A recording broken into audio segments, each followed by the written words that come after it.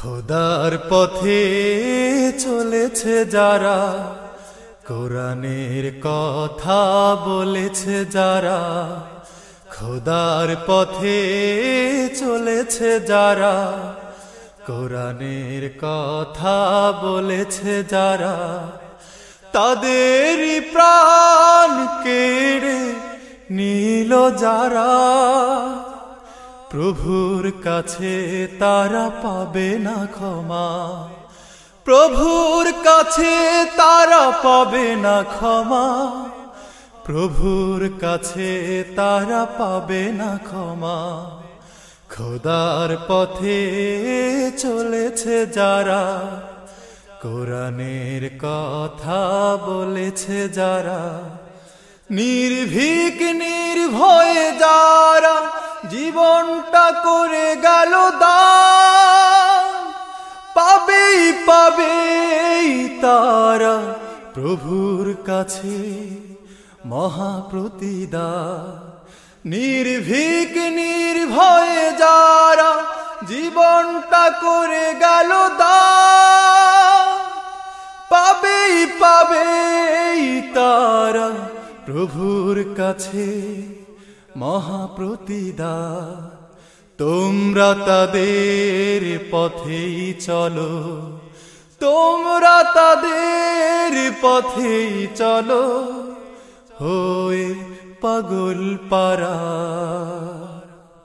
খোদার পথে চলেছে যারা, কোরআনের কথা বলেছে যারা, খোদার পথে চলেছে যারা, কোরআনের কথা বলেছে যারা।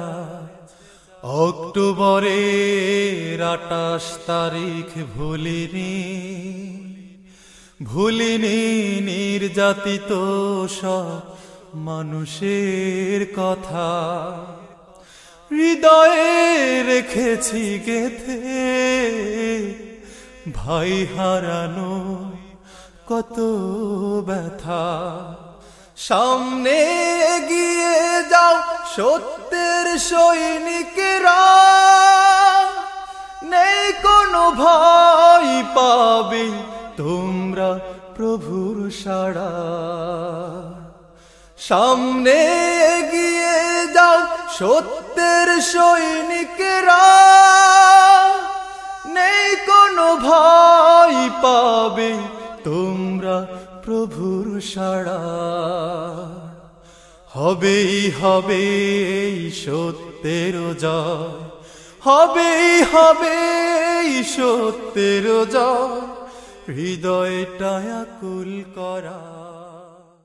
আউযু বিল্লাহি মিনাশ শাইতানির রাজীম। বিসমিল্লাহির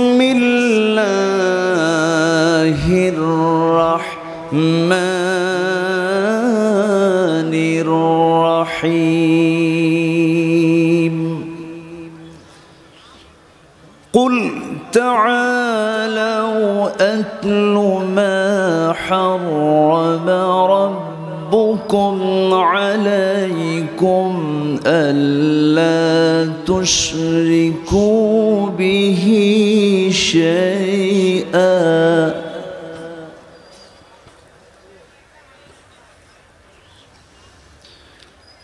ألا تشركوا به شيئا وبالوالدين إحسانا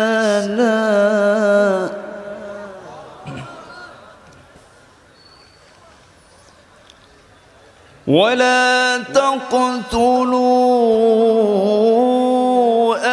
أولادكم من إملاق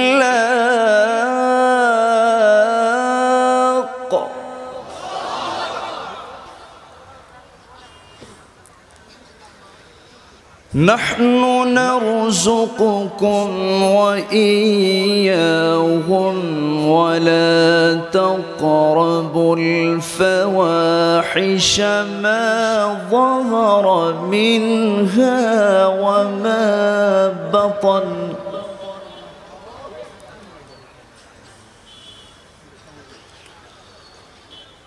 ولا تقتلوا النفس التي حرم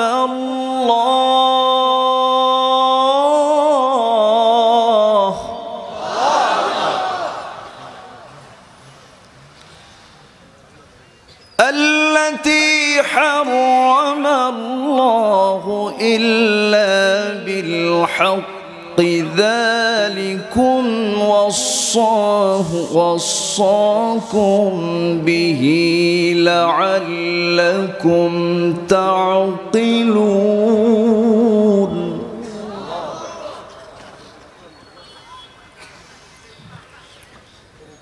الله أكبر بسم الله الرحمن الرحيم إن الله وملائكته يصلون على النبي يا الذين آمنوا صلوا عليه وسلموا تسليما اللهم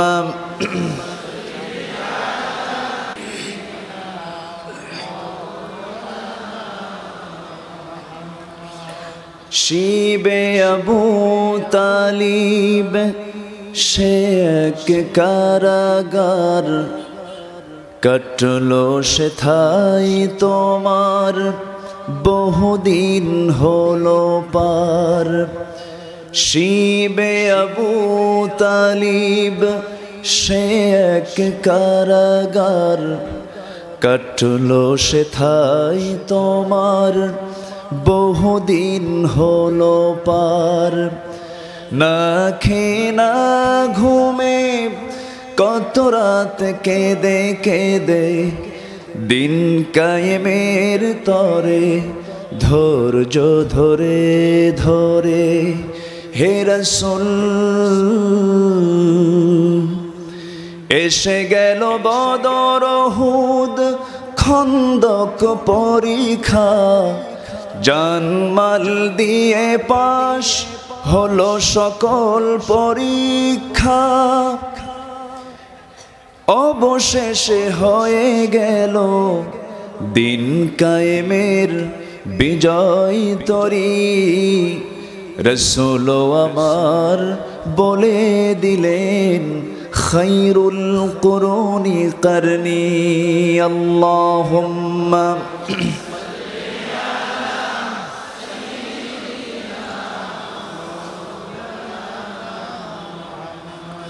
وعلى آله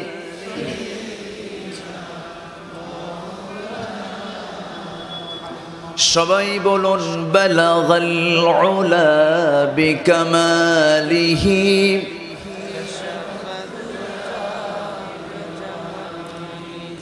حسنت جميع خصاله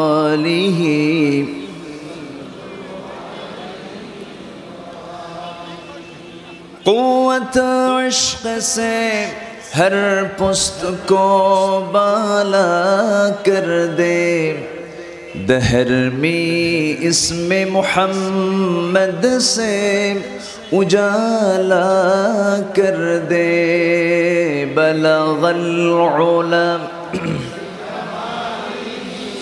کشف التجا بجماله حسنت جميع خصاله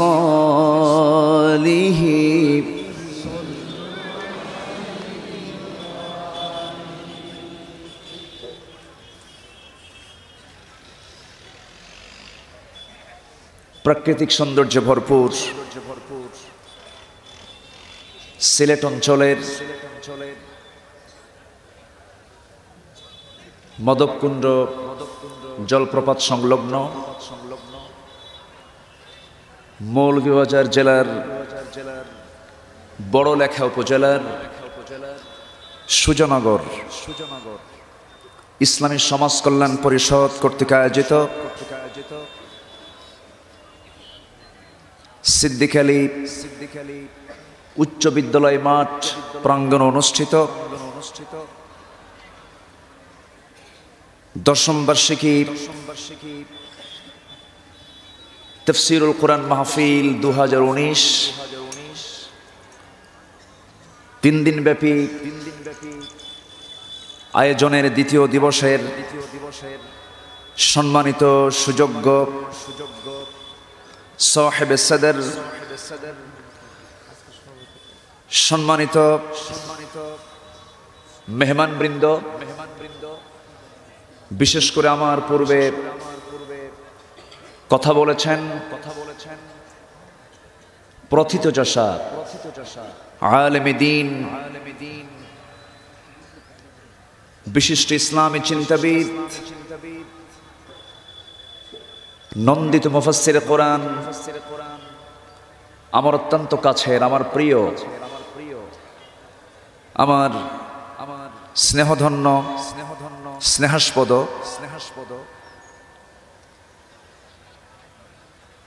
জনাব ডক্টর মিজানুর রহমান আল আজহারি,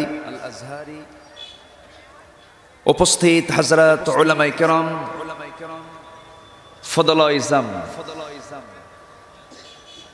সুশীল সমাজ, জাতির শ্রেষ্ঠ সন্তান, শিক্ষক মণ্ডলী, জাতির বিবেক, সাংবাদিক বৃন্দ, সামনে উপস্থিত দূর দূরান্ত থেকে, পার্শ্ববর্তী জেলা থেকে আগত কালেমার ঝান্ডাবাহী দ্বীন ইসলামের নরসারদুল বীর মুজাহিদ, সম্মানিত প্রাণপ্রিয় তাওহীদি জনতা, আড়ালে বসে আছেন আমার শ্রদ্ধেয়া সম্মানিতা সর্বগুণে গুণান্বিতা মা বোনেরা। আলোচনার প্রথমেই আনুষ্ঠানিকতার মধ্য দিয়ে আবারও প্রাণ খোলা সালাম, আসসালামু আলাইকুম ওয়া রাহমাতুল্লাহি তাআলা ওয়া বারাকাতুহু। সবাই কেমন আছেন? আমাকে প্রশ্ন করলেন। আল্লাহ পাক আমাকে অনেক ভালো রেখেছেন, আলহামদুলিল্লাহ। একটু কষ্টে ছিলাম, তবে যতটুকুন কষ্ট তার চেয়েও মহা কষ্টে আছেন এমন লোক আছে না নেই? এ তো সামান্য কষ্ট, মাথার চামড়া টেনে টেনে পা পর্যন্ত নিয়ে আসা হয়েছে। আল্লাহর পয়গম্বরদেরকে দুটুকরা করা হয়েছে, ইয়াহইয়া আলাইহিস সালাতু ওয়াস সালামকে জব করা হয়েছে।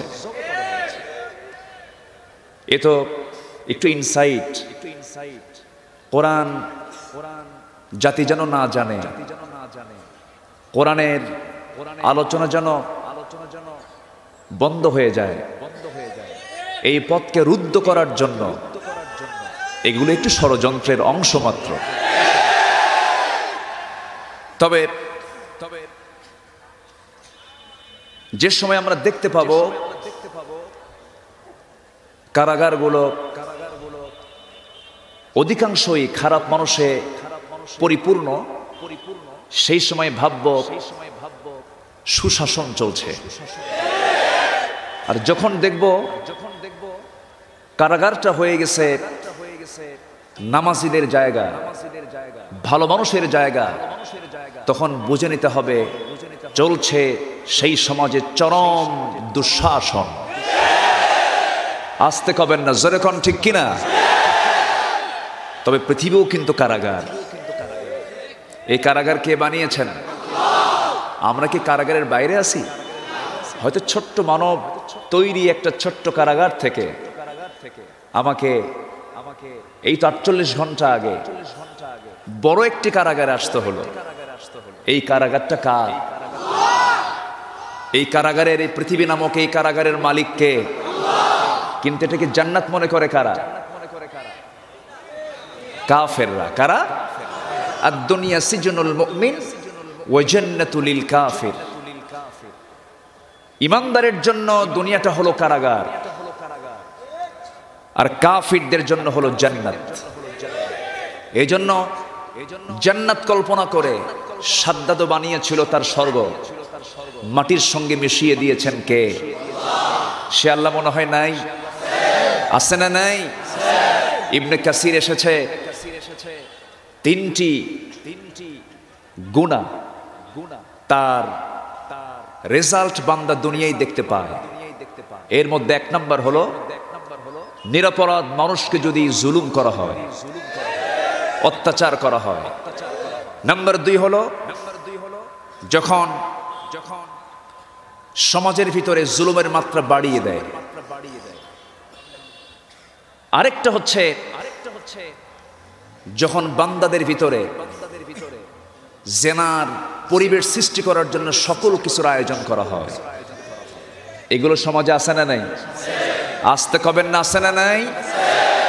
লাহওয়াল হাদিস, লোকমানের শুরুতে আল্লাহ পাক গান বাজনাকে টেনেছেন। রাসূল যখন কোরআন তেলাওয়াত করলেন,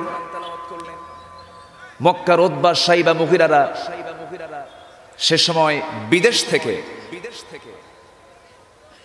বাহিরের রাষ্ট্র থেকে বিভিন্ন শিল্পী, আর্টিস্ট, নগ্ন নৃত্যশিল্পীদের হাজির করে রাসূলের কোরআন থেকে জাতিকে দূরে রাখার জন্য তারা ওই সমস্ত যাত্রা, নাটক, থিয়েটার চালু করেছিল। এখন তো এগুলো নাই। আসতে কবেন না, আছে না নাই? এগুলো কথা বলতে গেলেই আমাদের দোষ হয়ে যায়।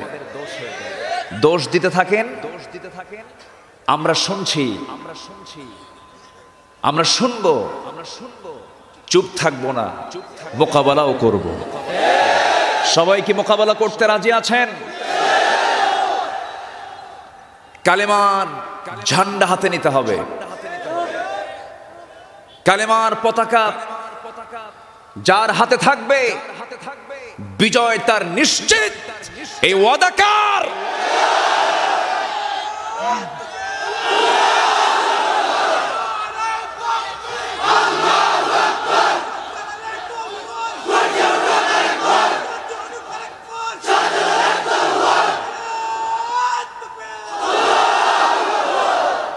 আল্লাহ কবুল করুন। জোরে বলি আমিন। আমাদের দোষ তো একটাই, আমরা কারো শাসন দেখতে চাই না, আমরা শাসন দেখতে চাই আল্লাহ। এখন জঙ্গি কও, মৌলবাদী কও, কট্টরপন্থী বলো, রক্ষণশীল বলো, যা বলো বলো, জমিনের মালিকানা যার, শাসন তারই মালিকানায় চলবে, তারই নিয়মে চলবে, তার বিধানে চলবে। এর জন্য মরতে রাজি আছেন? জেল খাটতে? অনেকে কর নাই। সবাইকে রাজি আছেন? রাজি আছেন কারা?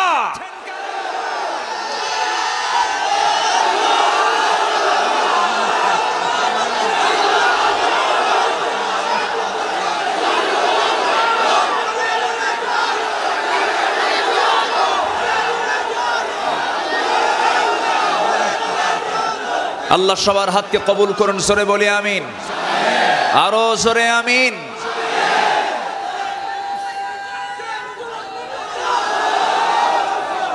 থামুন,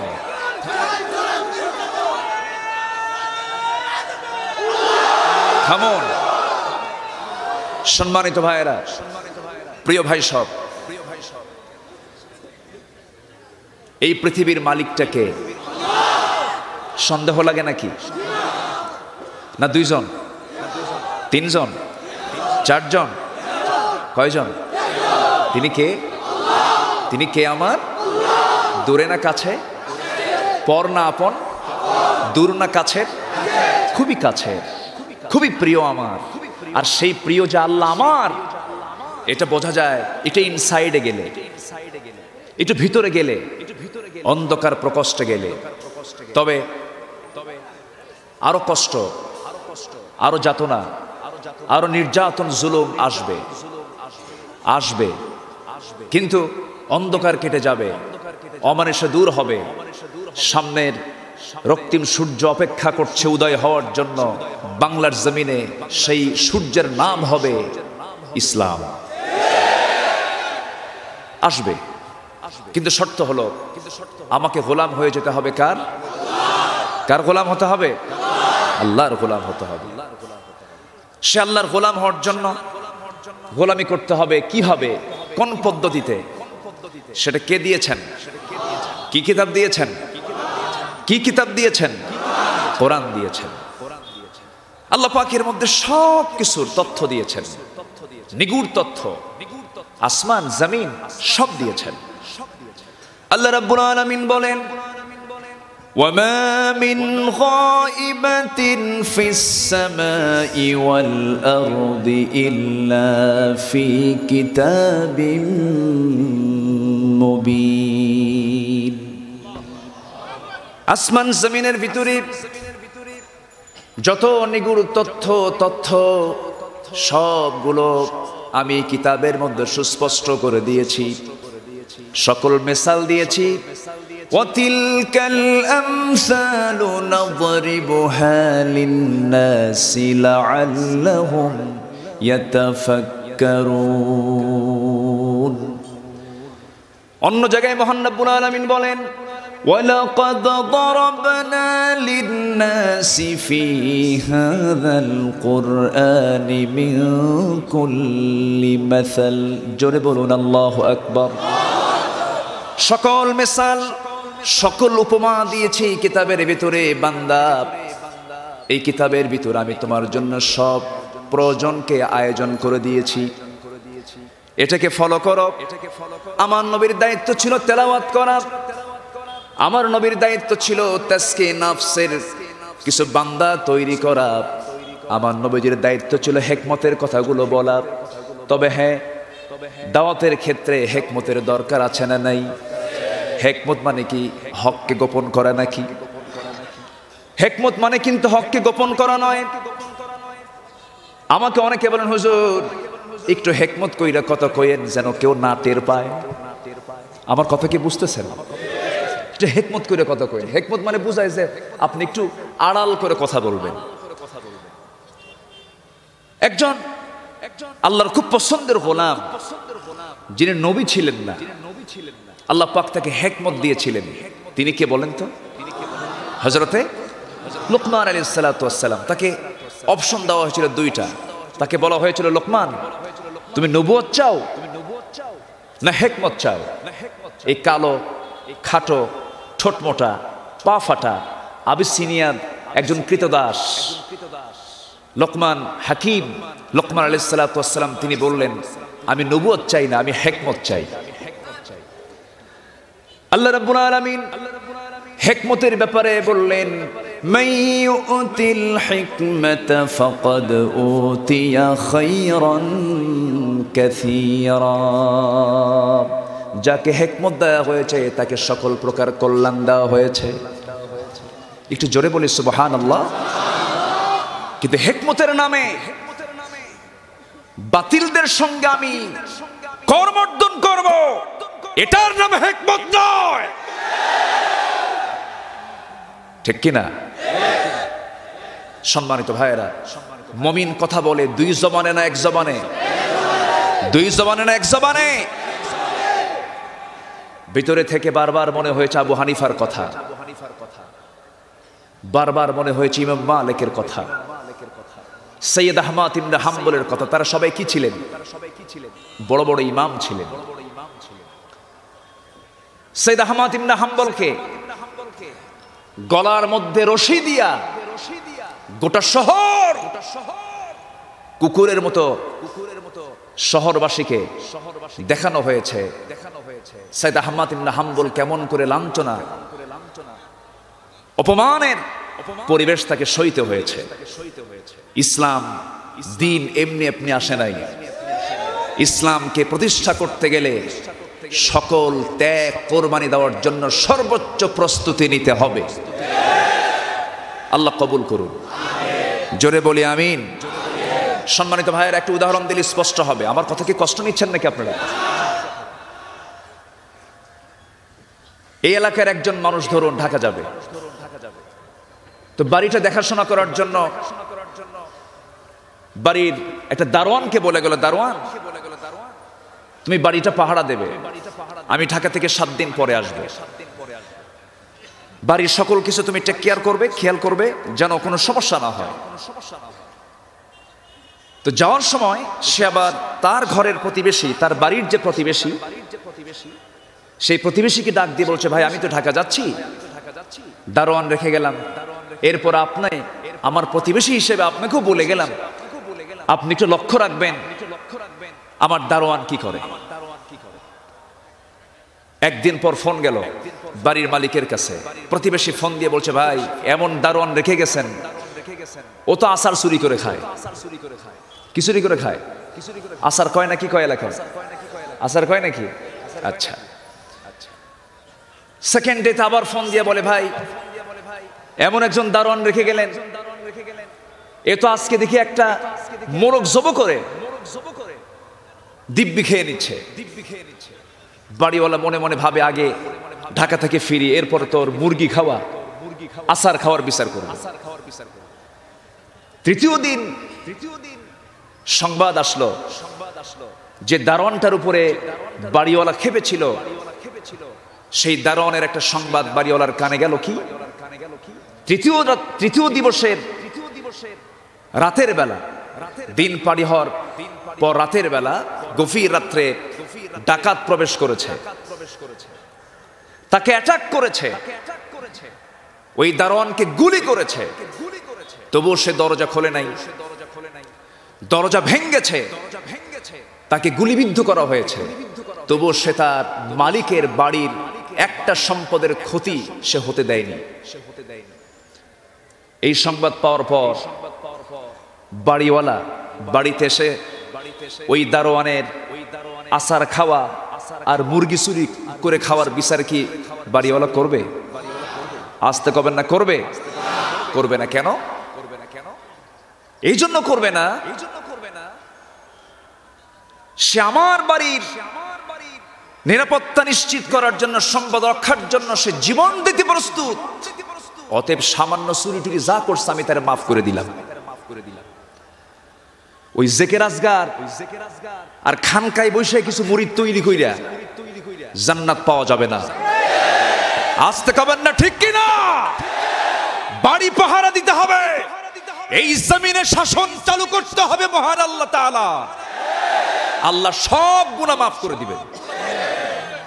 আমার কথা বোঝা যায়? কথা কি বোঝা গেল? সম্মানিত ভাইয়েরা, আমার রাসূল তেলাওয়াত করে শোনাতেন এই আল্লাহর কালাম। কোন পথে বান্দাকে পরিচালিত করার জন্য? সেই পথ হচ্ছে আল্লাহর পথ। কার পথ? আসতে বলবেন না। কার পথ? আরবিতে বলা হয় ফি সাবিলিল্লাহ। ফি সাবিলিল্লাহ। কার পথে? আল্লাহর পথে। আসুন সেই ফি সাবিলিল্লাহর পথটা কি আমরা ধীরে ধীরে কোরআন এবং হাদিসের আলোকে জেনে নেব। আমার আলোচনায় যদি কষ্ট পান, যদি বিরক্ত লাগে, আমি দোয়া করে দেব। বিরক্ত লাগতেছে নাকি আপনাদের? 2-1 করে যে ওঠে, এই জন্য আমি বলি একটু আগে ভাগে উঠলে ভালো হয়। একটু আগে উঠায় দিলে লোকজন যাওয়ার সময় যদি আমাকে আলোচনায় তুলে দেন, একটু কষ্ট হয়, মানুষেরও বসে থাকতে কষ্ট হয়। তা আপনি যতক্ষণ থাকবেন আমি ততক্ষণ থাকতে রাজি আছি। আপনারা কি থাকবেন? শেষ মোনাজাত করে যাব না ইনশাআল্লাহ? জোরে বলি ইনশাআল্লাহ। এত বড় মাহফিল জীবনে আর তো কিসমতে নাও জুটতে পারে। এই দোয়া থেকে আমরা কেউ মাহরুম হব না। এজন্য আমি আর বারবার বলতে চাই না, আসুন একটু মূল আলোচনার দিকে আমরা চলে যাই। আমরা একটা লাইনে উঠতে চাই। সেটা কার লাইনে? কার পথে? দ্য ওয়ে অফ আল্লাহ, আল্লাহর পথে। এই আল্লাহ রাস্তা সঠিক কোনটা, সঠিক রাস্তা কেমনে পাওয়া যাবে? সঠিক রাস্তা পেতে হলে সংগ্রাম করতে হবে। কার পথে? আসতে বলবেন না, কার পথে? আল্লাহর পথে। আল্লাহ রাব্বুল আলামিন বলেন, ওয়াল্লাযীনা জাহাদু ফীনা লানাহদিয়ান্নাহুম সুবুলানা ওয়া ইন্নাল্লাহা লামাআল মুহসিনিন। জোরে বলুন আল্লাহু আকবার। সূরাতুল আনকাবুত আয়াত নাম্বার 69 মহান রব্বুল আলামিন বলেন, যারা আমার পথে আসার চেষ্টা করবে আমি তার জন্য সকল পথকে সহজ করে দেব, কিন্তু শর্ত হলো জিহাদ করতে হবে। কার পথে? আল্লাহর পথে। ফি সাবিলিল্লাহ। যতগুলো আমি আয়াত বলবো সকল আয়াতের মধ্যে ফি সাবিলিল্লাহ শব্দটা থেকে যাবে। একটু মনোযোগ দিয়ে শোনার চেষ্টা করুন আমার বন্ধুগণ। সে রাস্তায় আমি যদি চলতে চাই আমার কিছু উপকরণ দরকার, আমার কিছু সামগ্রী দরকার। সে উপকরণগুলো কি কি আল্লাহ রাব্বুল আলামিন তাও জানিয়ে দিলেন। ইয়া আইয়ুহাল্লাযীনা আমানু তাকুল্লাহা ওয়াবতাগু ইলাইহিল ওয়াসিলাতা ওয়াজাহিদু ফি সাবিলিহি লাআল্লাকুম তুফলিহুন। জোরে বলুন আল্লাহু আকবার। সূরাতুল মায়েদা আয়াত নাম্বার 35 মহান রব্বুল আলামিন ঈমানদারদেরকে ডাক দিয়ে বলছেন, তোমরা আল্লাহকে সত্যিকার অর্থে ভয় করো আর আল্লাহর নৈকট্য হাসিলের জন্য তোমরা চেষ্টা চালাও, ওসিলা তোমরা করো। ওসিলা মানে হলো আমাদের সমাজে প্রচলিত আছে তোমরা মাধ্যম খোঁজো, কিন্তু না, এখানে ওসিলার ব্যাখ্যা এসেছে তাকাররাবু ইলাইহি বিতাআতিহি ওয়াল আমালি বিহি বিমা ইয়ারদি। ওসিলা হলো আল্লাহর সন্তুষ্ট হাসিলের জন্য প্রাণান্তকর যে চেষ্টা, এই চেষ্টা পাবার চেষ্টা করার জন্য যে তীব্র আকাঙ্ক্ষা, আল্লাহর অনুগ্রহ পাওয়ার জন্য মুজাহাদা চালানো, এটাই হলো ওসিলা। কিন্তু সমাজে একটা কথা প্রচলন আছে, সেটা হলো জান্নাত পেতে হলে তোমরা পীরের ওসিলা ধরো। আছে না? পীরের ওসিলা ধরো, পীরের মাধ্যম দিয়ে তুমি জান্নাত পেয়ে যাবে। আমি পীর বিরোধী লোক না, আবার কালকে এটা নিয়ে যেন কেউ এরকম কোন সংবাদ না ছড়ায়। এখন তো কিছু সাংবাদিক আছে, তারা সাংবাদিক নামের সাংঘাতিক, এরকম কিছু আছে না? নাই। সাংবাদিক হচ্ছে জাতির গুরুত্বপূর্ণ একটি মাধ্যম, কিন্তু আমরা হলুদ সাংবাদিকতা কিছু লক্ষ্য করছি আজ। সম্মানিত ভাইয়েরা, সংবাদ যদি সঠিক হয় জাতির জন্য কল্যাণ, আর সংবাদ যদি ব্যাঠিক হয় জাতির জন্য ধ্বংস টেনে আনে। এজন্য বস্তুনিষ্ঠ সংবাদ সাংবাদিকদের পরিবেশন করা উচিত ছিল, কিন্তু কিছু হলুদ সাংবাদিকতা আমার দেশে আছে না? নাই। আসতে কবেন না? আছে, আছে। সম্মানিত ভাইয়েরা, আজকে সমাজের ভিতরে একটা বিশাল অংশ তারা মনে করে নামাজ রোজা যা করি, যা কিছু হোক, অকাম কুকাম যাই করি, যদি পীরের মুরিদ হতে পারি, ওসিলা যদি নিতে পারি, মাধ্যম যদি ধরতে পারি, জান্নাত পাবোই একদিন। এত সস্তা নয়। আবার তারা মূর্খতা নিয়ে কিছু কিছু কথা বলে, জিকির করতে করতে অস্থির হয়ে যায়, পায়জামা থাকে না। এরকম এই এলাকায় আছে কিনা জানি না, এরকম আছে নাকি এলাকায়? ওরা বলে যে জিকির করার সময় নাকি নাচার প্রয়োজন হয়। কেন? আল্লাহ নাচতে কইছে। কোথায় নাচতে কইছে? কুল আউযু বিরাব্বিন নাস, মালিকিন নাস, ইলাহিন নাস। 4-5 বার কইছে নাচতে, এই জন্য আমরা নাচি। আবার কিছু মোল্লা আছে নিজের স্বার্থ সিদ্ধির জন্য ওই সমস্ত কাঠমোল্লার মতো ফতুয়া দেয়। যখন গরু জব করে গরুর মাথা নেওয়ার জন্য কিছু কাঠমোল্লা আছে, তখন ফতুয়া দেয় কাল্লা লাইয়ুম বাজান না, তোমরা কাল্লা নিয়ে বাজাবাজি করো না, হুজুরে দিয়ে দাও। এরকম কিছু আছে না নাই? কষ্ট হচ্ছে আপনাদের? সম্মানিত ভাইরা, তাহলে পথ একটাই, সেটা হচ্ছে কার পথ? আসতে বলবেন না, কার পথ? আমি কিছু আয়াত তেলাওয়াতের মধ্য দিয়ে আমি আলোচনা শুরু করেছি, সেই দিকেও কিছু আমি ইঙ্গিত দেব। সম্মানিত ভাইয়েরা, কিন্তু আল্লাহর পথের অপোজিটে, বিপরীতে কিন্তু হাজারো পথ খোলা আছে না নাই?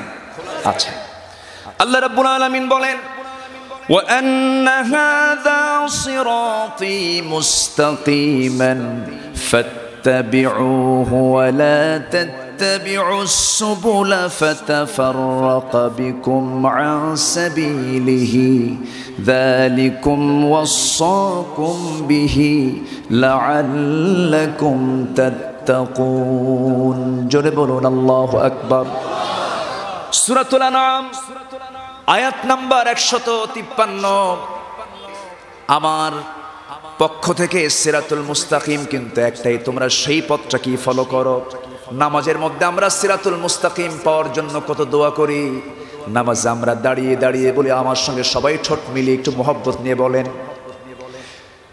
ইহদিনাস সিরাতাল মুস্তাকিম সিরাতাল্লাযীনা আন'আমতা আলাইহিম গায়রিল মাগদুবি আলাইহিম ওয়ালাদ-দাল্লিন।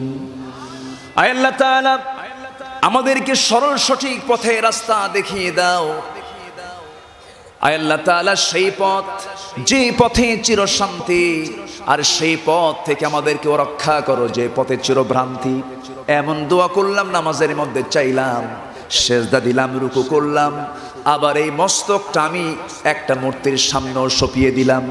এমন কিছু মুনাফিক আছে না নাই? অনেকে ঈমান বলে আমি ঈমানদার, কিন্তু ইসলাম নাই। যে বলে আমি ঈমানদার, ইসলাম নাই, সে ঈমানদার নয়, সে কাফের। হয়তো বলবেন হুজুর আপনি ঈমানদারকে কাফের বললেন, কিছু কথা এখানে আছে, বানিয়ে বানিয়ে কথা আমি বলি না। সম্মানিত ভাইয়েরা, সম্মানিত বন্ধুগণ, আমার দেশে ইসলামকে স্বীকার করে কিছু ঈমানের দাবিদার আছে। যে ইসলামকে স্বীকার করে ঈমানের দাবি করে সে কাট্টা কাফের। ওরকম ঈমানদার বহু খ্রিস্টানও আছে, ওরকম ঈমানদার বহু ইহুদি আছে। খ্রিস্টানরা কি আল্লাহকে মানে না? মানে। ইহুদিরা আল্লাহকে মানে, এটা আল্লাহর বক্তব্য। আল্লাহ বলেছেন وقالت اليهود عزير ابن الله وقالت النصارى المسيح ابن الله ذلك قولهم بأفواههم يضاهئون قول الذين كفروا من قبل। জোরে বলুন আল্লাহু আকবার। ইহুদিরা বলে ওযায়ের হলো আল্লাহর ছেলে, মানে আল্লাহকে তারা মানলো, কিন্তু শরীক করলো কার সাথে? আল্লাহর সাথে শরীক করলো। নাসারা বলে, খ্রিস্টান বলে ঈসা আলাইহিস সালাতু ওয়াস সালাম হতেছে আল্লাহর ছেলে, আল্লাহকে ঠিকই মেনেছে, ঈমান, সেই ঈমানের কথা সে স্বীকার করলো, কিন্তু শরীক করলো কার সাথে? আল্লাহর সাথে। ইসলামকে সে মানলো না, দ্বীনকে সে গ্রহণ করলো না, এই জন্য সে কখনো ঈমানদার হতে পারে না। এমন নাস্তিক মার্কা, খ্রিস্টান মার্কা, ইহুদি মার্কা মুসলমান আমার দেশে আছে না নাই? তারা কি আদৌ মুসলমান নাকি? আপনি মুসলমান হয়ে হিন্দু পরিবার থেকে একটা মেয়েকে এনে ঘর সংসার করলেন, কোন ফতুয়া, কে ফতুয়া দিছে আপনারে? আসতে কোন কেন? মনে হয় আলোচনা করা যাবে না, মনে হয়। এই লোকগুলো যায় কেন? বসুন, একটু বসুন। ধমক দিলাম। অনেক সময় বাচ্চা যদি দুধ না খেতে চায়, বাচ্চা যদি খাবার না খেতে চায়, বাচ্চা যদি তিক্ত ঔষধ খেতে না চায়, তখন মা কি করে? খালি কি ধরে? দুই হাত আর দুই পা শক্ত করে ধইরা মুখ হা করে খা। কি কথা কি বোঝা গেল? এখন তো টাইমটা হলো তিতার টাইম, রাত তো অনেক হয়ে গেছে, একটু কষ্ট হবে, কিন্তু আপনি খাবেন না, জোর করে খাওয়াবো। একটু মজা করলাম, রাগ করতেছেন না তো? আচ্ছা, একটু থাকুন। কোরআনের মঞ্চ এটা। এই জমিন আমার আপনার পক্ষে রায় দিয়ে জান্নাতের দরজায় পৌঁছায় দেবে।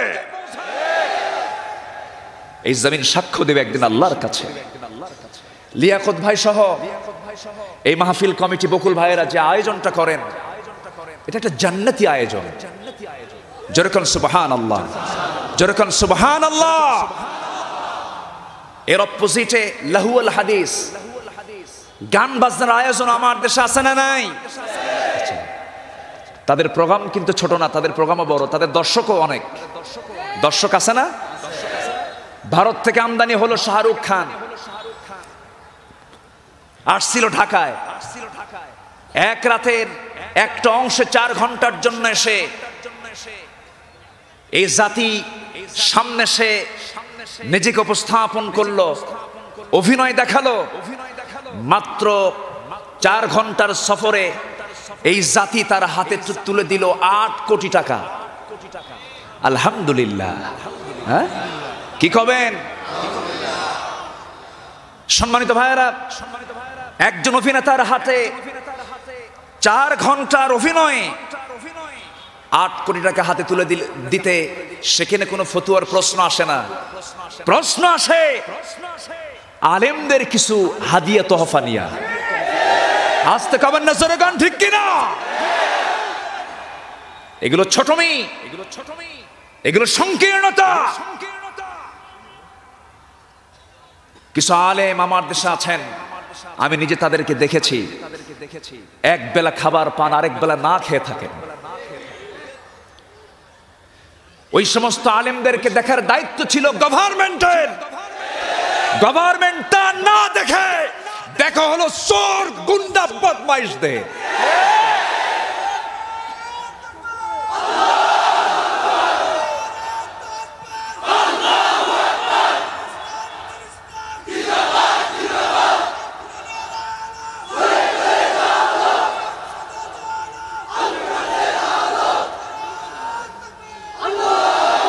সম্মানিত ভাইয়েরা, সম্মানিত বন্ধুগণ, এই কোরআনের মাহফিল ছিল, আছে, থাকবে। জোরে বলি ইনশাআল্লাহ, আরো জোরে বলি ইনশাআল্লাহ। তাহলে পথ একটাই, কার পথ? আল্লাহর পথ। এই পথে থাকতে হলে শর্ত হলো সিদ্দিক হতে হবে, মুমিনও হতে হবে, মুসলিমও হতে হবে, মুমিনও হতে হবে। মুমিন ইমানদারের দাবি করে, ইমানের দাবি করে আমি ইসলাম মানলাম না, আমি মুসলমান ইমানদার নই। আবার যে ব্যক্তি ইসলাম মেনে ইমান আনলো না, সে হচ্ছে প্রতারক, সে হচ্ছে হিপোক্রাইট, মুনাফিক। আমার নবীর জিন্দেগিতে ছিল কিনা বলেন? আমার নবীর জীবদ্দশায় ওই সমস্ত সমাজে কিছু লোক ছিল কিনা? ছিল। নবীর সামনে মুনাফিকরা ঘুরতো, নামাজ পড়তো, কপাল কালো বানাতো। ইসলামকে তারা মানতো আনুষ্ঠানিকতার মধ্য দিয়ে, তারা নামাজ পড়তো, রোজা পালন করত, ধর্মীয় আনুষ্ঠানিকতা সবগুলো দেখা যেত তাদের। তারা ইসলাম মেনে চলছে, কিন্তু ভিতরে ঈমান, ভিতরে কোনো ঈমান নেই। তাদের চরিত্রটা কি? وَإِذَا لَقُوا الَّذِينَ آمَنُوا قَالُوا آمَنَّا وَإِذَا خَلَوْا إِلَى شَيَاطِينِهِمْ قَالُوا إِنَّا مَعَكُمْ إِنَّمَا نَحْنُ مُسْتَهْزِئُونَ। ঈমানদারের সঙ্গে যখন তারা মিলিত হয়, তখন তারা বলে আমরা তোমার সঙ্গে আছি।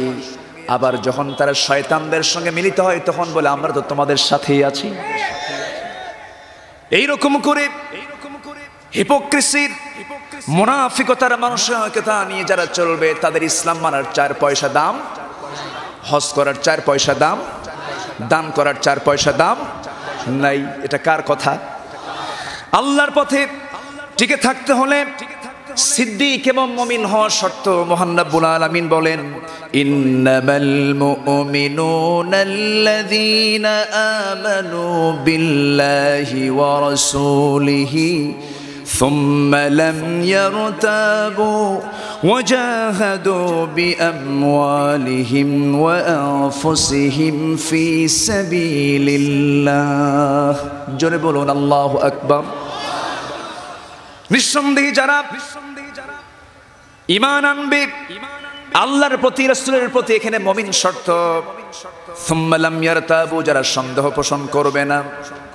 আল্লাহ পাক বলছেন এরপরে যারা জিহাদ করবে আল্লাহর পথে, আল্লাহ পাক শেষ শব্দে বলে দিচ্ছেন, শোনো এই কাজগুলো যখন তুমি করবে আমি তাদের স্বীকৃতি দিয়ে দিলাম, এই সমস্ত বান্দাগুলো হতেছে উলাইকা হুমুস সাদিকুন, এরাই হলো প্রকৃত সিদ্দিক, সত্যবাদী। জোরে কোন সুবহানাল্লাহ। সম্মানিত ভাইয়েরা, ইমানদারকে, মুমিনকে, মুসলিমকে চেনা যায় মসজিদে নয়। ইমানদারকে চিনতে হলে দেখতে হবে মাঠে ময়দানে। মাঠে চেনা যায় কে প্রকৃত ইমানদার, কে প্রকৃত মুসলমান। সম্মানিত ভাইয়েরা, একজন সাহাবীর কথা মনে হলো, আব্দুল্লাহ বিন জাহাশ, নবীজির ফুফাতো ভাই, নবীজির ফুফাতো ভাই, তৃতীয় ইসলাম গ্রহণকারী একজন টকবগে যুবক। রাসূলের সঙ্গে তিনি হিজরত করেছেন। ইতিহাসে তাকেই বলা হয় প্রথম আমিরুল মুমিনিন। যদি আবু বকরের নামটা আমরা জানি, কিন্তু প্রথম তাকেই নেতা বানিয়ে রাসূল পাঠালেন 6 জনের নেতা করে। মদিনার উপকণ্ঠে নাখলা নামক জায়গায় যখন বাতিলদের মোকাবেলা করলেন, সেই সময় একজন কাফিরকে দুনিয়া থেকে বিদায় করলেন, কিছু গনিমত অর্জন করলেন। এরপরে নিজে গাজী হয়ে নবীর সামনে হাজির হলেন। সেটা ছিল হারাম মাসে, ইয়াসআলুনাকা আনিশ শাহরিল হারামের যে একটা আয়াত আছে, হে রাসূল আপনাকে হারাম মাস সম্পর্কে প্রশ্ন করা হবে। এই আয়াতটা নাযিল হয় আব্দুল্লাহ বিন জাহাশের শানে। আল্লাহু আকবার বলে। তিনি হারাম মাসে ওই কাফিরকে যখন হত্যা করলেন, রাসূল ক্ষেপে গেলেন, রেগে গেলেন। আল্লাহ পাক বললেন, হে আমার রাসূল, আব্দুল্লাহ বিন জাহাশ যা করেছে হারাম মাসেও সে হত্যা করেছে, আমি তার এই হত্যাকে ইসলামের বিরুদ্ধে হওয়ার জন্য আমি তার এই অভিযানকে আমি আল্লাহ নিজে কবুল করে নিয়েছি। একটু আস্তে কোন সুবহানাল্লাহ, আরো জোরে কোন সুবহানাল্লাহ। সম্মানিত ভাইয়েরা, সে আব্দুল্লাহ বিন জাহাশ ইসলাম কবুল করেছেন, সর্বক্ষণ দোয়া করেছেন আল্লাহ তাআলা কাফের মুশরিকরা যেন আমাকে আঘাত করে। আমি বাড়িতে মরতে চাই না,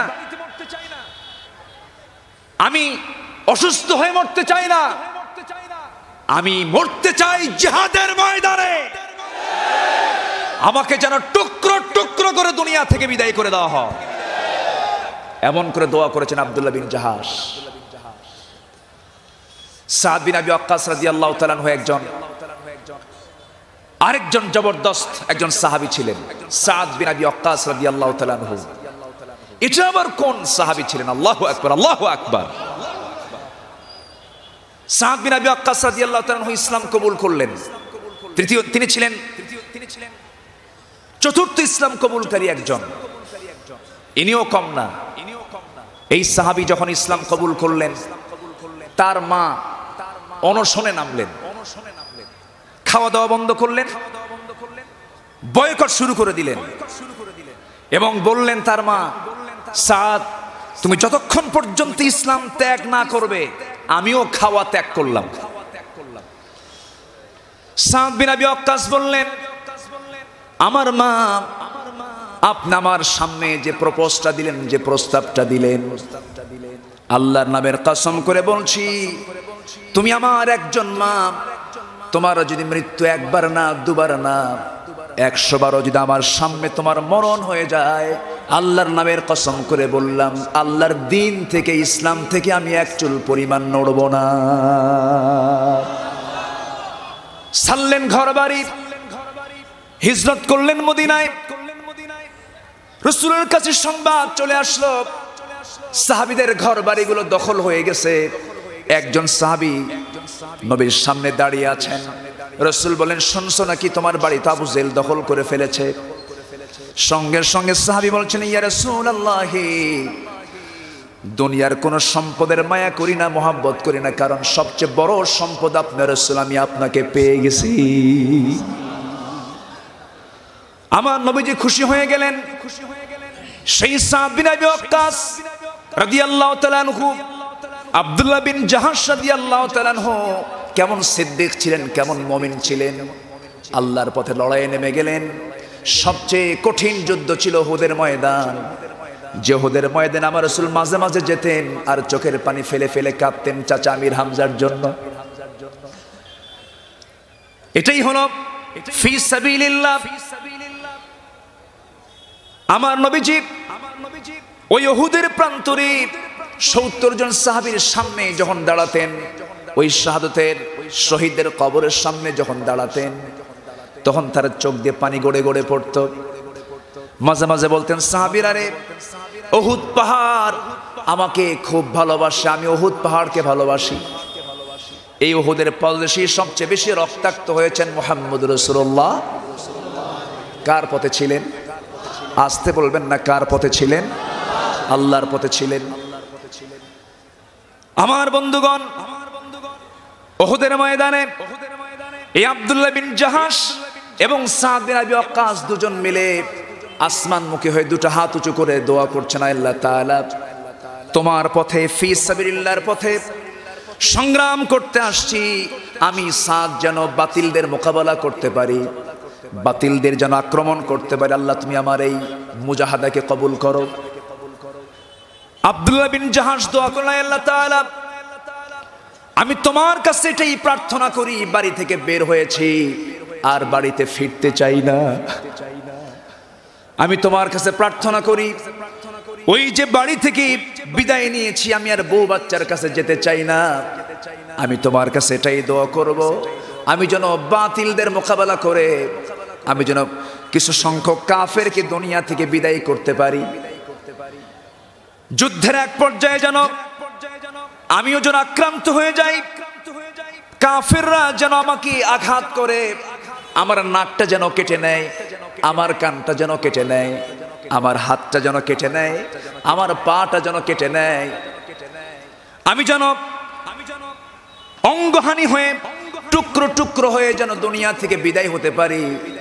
আর কিয়ামতের দিন তোমার সামনে যখন নাক কাটা কান কাটা নিয়ে যখন তোমার সামনে হাজির হব, সেই সময় তুমি বলবে, ফিমা যুদিয়া আনফাক ওয়া উদুনাক, কেন তোমার নাক কাটা হয়েছে, কেন তোমার আজকে কান কাটা হয়েছে, এই অবস্থায় তুমি আমার সামনে হাজির হলে কেন? তখন আমি বলবো, আল্লাহ অফিকা অফি সাবিলিকা, তোমার পথে টিকে থাকার জন্য আমার আজকে নাক কাটা কান কাটা হয়েছে। আমার বন্ধুগণ, কি পরিমাণ ত্যাগ স্বীকার তারা করেছেন, কত নির্যাতন তারা সহ্য করেছেন, বাতিল শক্তির বিরুদ্ধে মোকাবেলা করেছেন। কার পথে থেকে? এর আরবিটা কি? ফি সাবিলিল্লাহ। বলুন, ফি সাবিলিল্লাহ। আমার বন্ধুগণ, দিনের পথে যদি বাধা না আসে, যদি কেউ বলে আমি দিনের পথে আসি অথচ বাধা নাই, এটা প্রকৃত কখনো দিনের পথ নয়। দিনের পথে যখন টিকে থাকবো, শয়তান আছে না নাই? বাতিল আছে না নাই? বাতিল আছে। দিনের পথে বাধা আসবে, এটাই হলো সঠিক রাস্তা। যেই পথে বাধা নাই সেই পথ সঠিক রাস্তা নয়। আমার বন্ধুগণ, আল্লাহ রাব্বুল আলামিন সুন্দর করে বলছেন, الذين كفروا وصدوا عن سبيل الله زدناهم عذابا فوق العذاب بما كانوا يفسدون। জোরে বলুন আল্লাহু আকবার। আল্লাহ রাব্বুল আলামিন তিনি নিজে বলছেন, যারা কুফরি করবে এবং আমার পথে যারা বাধা দান করবে, আমি তাদের উপরে আমার শাস্তি দ্বিগুণ দ্বিগুণ করে দেব। আমার বন্ধুগণ, অতএব দিনের পথে বাধা আসবে, এটাই স্বাভাবিক। হামলা মামলা আসবে, জেল জুলুম আসবে, আমরা কাউকে পরোয়া করব না। পরোয়া করব কাকে? আসতে বলবেন না, কাকে? আল্লাহকে। কেন করতে হবে আল্লাহর পথে মোকাবেলা? বাতিল শক্তির মোকাবেলা কেন করতে হবে? মহান রব্বুল আলামিন সূরা মায়েদার 90 নম্বর আয়াতে বলেন, ওয়ামা লাকুম লা তুকাতিলুনা ফি সাবিলিল্লাহি ওয়াল মুস্তাদআফিনা মিনার রিজাল والمستضعفين من الرجال والنساء والولدان الذين يقولون ربنا أخرجنا من هذه القرية الظالم أهلها জোরে বলুন আল্লাহু আকবার। আমার বন্ধুগণ, তোমাদের আল্লাহ পাক বলছেন তোমাদের কি হলো? ওই সমস্ত মাজলুমদের পক্ষে, অসহায় বৃদ্ধ নারীদের পক্ষে তোমরা সংগ্রাম করছো না, আল্লাহর পথে তোমরা সংগ্রামে ঝাঁপিয়ে পড়ছো না। এটা কার কথা? এই প্রশ্ন কে করছেন? আল্লাহ করছেন। আমাকে যখন ভিতরে ঢুকানো হলো, ভিতরে ঢোকার পর আমার একটা আয়াত বারবার মনে হয়েছে। আল্লাহ পাক সেই জায়গায় গুরুত্ব দিয়ে আল্লাহ পাক নিজেই কসম খেয়ে সেই জায়গায় তিনি বলছেন, ওয়ালানাবলুওয়ান্নাকুম বিশাইইম মিনাল খাউফি ওয়াল জু'i ওয়া নাকসিম মিনাল আমওয়ালি ওয়াল আনফুসি ওয়াস সামারাত ওয়া বাশশিরিস সাবিরিন। জোরে বলুন আল্লাহু আকবার। আল্লাহ পাক বলছেন আমি তোমাকে অবশ্যই পরীক্ষা করব 5টা জিনিস দিয়া। কে বলছেন? আল্লাহ বলছেন, 1 নম্বর হলো ভীতির দ্বারা পরীক্ষা করব, ক্ষুধার দ্বারা পরীক্ষা করব, সম্পদের ক্ষয়ক্ষতির দ্বারা পরীক্ষা করব, জীবনের দ্বারা পরীক্ষা করব, শস্যাদির ক্ষতির দ্বারা পরীক্ষা করব। এই কথাটা কার? যখন বিপদগুলো আসে, মুসিবতগুলো যখন আসে ইমানদারদের জীবনে, ইমানদারের হৃদয়ের মধ্যে একটা প্রশান্তি আসে। ইমানদার কিন্তু ঘাবড়ায় না। কিন্তু কোন কাফির বেঈমানের জীবনে যখন কোনো বিপদ চলে আসে, হাই হুতাশ শুরু হয়ে যায়, তার মধ্যে হইচই পড়ে যায়, বিশৃঙ্খলা সৃষ্টি হয়। আর ইমানদার যখন বিপদে পড়ে তখন সে বলে, ইন্না লিল্লাহি ওয়া ইন্না ইলাইহি রাজিউন। সব কার ফয়সালা? আসতে বলবেন না, কার ফয়সালা? আল্লাহর ফয়সালা। সম্মানিত ভাইয়েরা, সম্মানিত বন্ধুগণ, আমি দীর্ঘ 3 মাস মাহফিল অঙ্গন থেকে একটা অন্য অঙ্গনে ছিলাম। আজকে প্রথম এই একটি মাহফিল অংশগ্রহণ করা। সম্মানিত ভাইয়েরা, আমি কথা বলি আজকে প্রায় 20 বছর হলো এই ময়দানে কথা বলে যাচ্ছি। আমাকে অনেক হুমকি ধামকি দেওয়া হয়েছে, অনেক ষড়যন্ত্র করা হয়েছে, কিন্তু মরবো তো একবার। মরবো কয়বার? মরবো কয়বার? একবার মরবো। এ তো হালকা কষ্ট। মহা কষ্টে আছেন দীর্ঘ 9টি বছর ধরে এদেশের আকাশের উজ্জ্বল নক্ষত্র,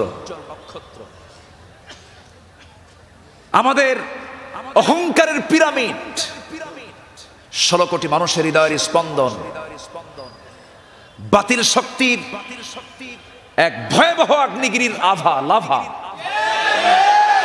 তিনি হচ্ছেন বিশ্ববরেণ্য মুফাসসির কোরআন।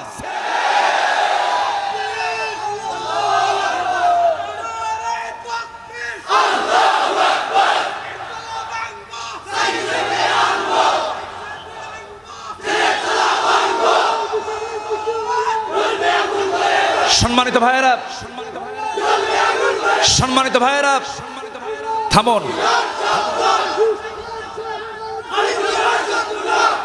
সম্মানিত ভাইয়েরা, সম্মানিত বন্ধুগণ, যদি আমি প্রশ্ন করি বাংলার জমিনে কোরআনের দাওয়াতের ক্ষেত্রে সবচেয়ে বড় অবদান যিনি রেখেছেন, কোন নাস্তিক, কোন বাটপার কারো নাম কি বলা যাবে? নামটা আসবে কার? কার নাম আসবে? তার নাম নাকি নেওয়াই নাকি জায়েজ নাই। তার নামে দোয়া করার জন্য অনেক মসজিদে ইমামের চাকরি চলে গেছে। যারা চাকরিচ্যুত করেছেন, তোমাদের জান্নাত চ্যুত হয়ে যাবে, ঠিক কিনা? কষ্ট দিচ্ছি, কষ্ট হচ্ছে আপনাদের? আওয়ামী লীগ, বিএনপি, জাতীয় পার্টি, জামাত ইসলামী, তারা কি আমাদের সবাই ভাই না? আসতে কোন ভাই কিনা বলেন? ভাই কিনা? সবাই ভাই। ইসলাম তো সবার। ইসলাম তো আল্লাহর পক্ষ থেকে এসেছে। ইসলামের পক্ষে যারা কথা বলবেন, তার বিরুদ্ধে আপনি অবস্থান নেবেন কেন? সম্মানিত ভাইয়েরা, আমাদেরকে হক বুঝতে হবে, হককে চিনতে হবে। হক চেনার তৌফিক আল্লাহ পাক দান করুন। জোরে বলি আমিন, আরো জোরে আমিন। সম্মানিত ভাইয়েরা, সম্মানিত বন্ধুগণ, তাহলে আল্লাহ পাক একটি পথে ধরতে বলেছেন, সেই পথ হচ্ছে ফি সাবিলিল্লাহ। কার পথ? আল্লাহর পথ। আল্লাহ রাব্বুল আলামিন আরেকটা আয়াতে বলছেন, ওয়াল্লাযীনা হাজারু ফিল্লাহি মিন বা'দি মা যুলিমু লানুবাউইআন্নাহুম ফিদ দুনিয়া হাসানা ওয়া লাআজরুল আখিরাতি আকবার লাউ কানু ইয়ালামুন। জোরে বলুন আল্লাহু আকবার। আমার বন্ধুগণ, যারা আল্লাহর পথে হিজরত করেছি, হাজারো জুলুম তাকে করার পরেও সেই হিজরত থেকে নিজেকে গুটিয়ে রাখে নাই, বাড়ি ছেড়েছে, হিজরত করেছে। কার পথে? আসতে বলবেন না, কার পথে? আর তার জন্য সবচেয়ে বড় পুরস্কার রেখেছেন কে? রেখেছেন আল্লাহ, রেখেছেন। আমার বন্ধুগণ, যে মুহাজির, সেও আল্লাহর কাছে পুরস্কার পেয়ে যাবে। মহান রব্বুল আলামিন বলেন, ওয়াল্লাযীনা আমানু وهاجروا وجاهدوا في سبيل الله والذين آووا ونصروا أولئك هم المؤمنون حقا لهم مغفرة ورزق كريم। জোরে বলুন আল্লাহু আকবার।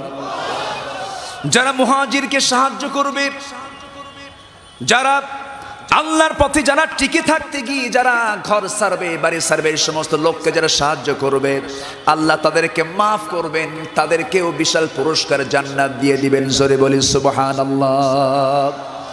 আমার বন্ধুগণ, সেজন্য সব পথ ছাড়বো, কার পথ ধরবো? আসতে বলবেন না, কার পথ ধরবো? আমার বন্ধুগণ, এই আল্লাহর পথে আমি যদি টিকে থাকতে চাই, আমি যদি ইস্তেকামাত হতে চাই, তাহলে আমাকে বলতে হবে কি?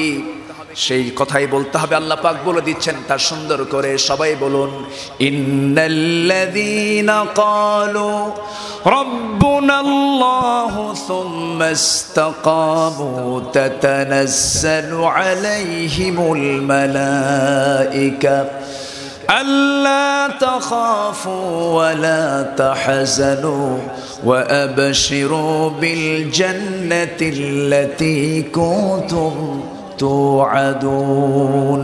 জোরে বলুন আল্লাহু আকবার। যারা বলবে আমার প্রভু আল্লাহ, আমার রব আল্লাহ, এবং এরপরে টিকে থাকবে, টিকে থাকতে গেলে তার জীবনে বহু প্রতিকূলতা আসবে, বহু ঝুঁকি চলে আসবে। এই আল্লাহর পথে টিকে থাকতে গিয়ে ইউসুফ আলাইহিস সালামকে জেল কারাবরণ করতে হয়েছে। তার জীবনের সবচেয়ে বড় ফিতনা এসেছিল, তাকে আক্রান্ত করার চেষ্টা করেছিল। ইউসুফ আলাইহিস সালামকে সবচেয়ে বড় ফিতনা নারী ফিতনা। কি ফিতনা? সে নারী ফিতনা তো এখন নাই বললেই চলে। নারী ফিতনা আছে না নাই? সবচেয়ে বড় ফিতনা হয়ে দাঁড়িয়েছে আজকে সমাজে নারী ফিতনা।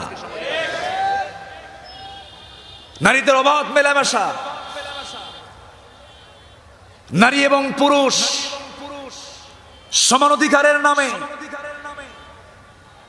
আজকে সমাজে যে চিত্র দেখতে পাচ্ছি, যে দৃশ্যের অবতারণা হয়েছে, বরঞ্চ যে বোরকা পরলে পরে ধন্যবাদ পাওয়ার কথা, সেই বোরকাকে নিয়ে কটূক্তি করা হচ্ছে এবং বোরকাকে বলা হচ্ছে যে নাকি বাঙালি সংস্কৃতির কোনো অংশ নয়। কথা বলে আমি মনে করি তাদের জন্মগত সমস্যা। আসতে কবেন না, জোরে কন ঠিক কিনা? তাদের জন্মে সমস্যা আছে। সম্মানিত ভাইয়েরা, সবার বাড়িতে মা বোন আছে না নাই? পর্দা করা কার হুকুম? আগে আল্লাহ পাক পর্দার হুকুম দিয়েছেন। পর্দার যে আয়াত নাজিল হয়েছে সূরা আহজাবে, রাসূলকে বলা হচ্ছে ইয়া, কি বলে আয়াতটা হচ্ছে ইয়া নিসাআন নবী, হে নবীর স্ত্রীরা, আমি আল্লাহ তোমাদেরকে হুকুম দিচ্ছি, তোমরা যখন কথা বলতে যাবে সেই কথা বলবে ন্যায়সঙ্গত কথা। ফায়াতমাআল্লাযীনা ফী কুলূবিহিম মারাদ, নিক্কণ সুরে যদি তুমি কথা বলতে যাও, যাদের অন্তর রোগাক্রান্ত তারা আরো রোগী হয়ে যাবে। এই পৃথিবীতে সবচাইতে পুণ্যবতী নারী হচ্ছেন আল্লাহর নবীর আল্লাহর পয়গম্বরের স্ত্রীরা, ঠিক কিনা?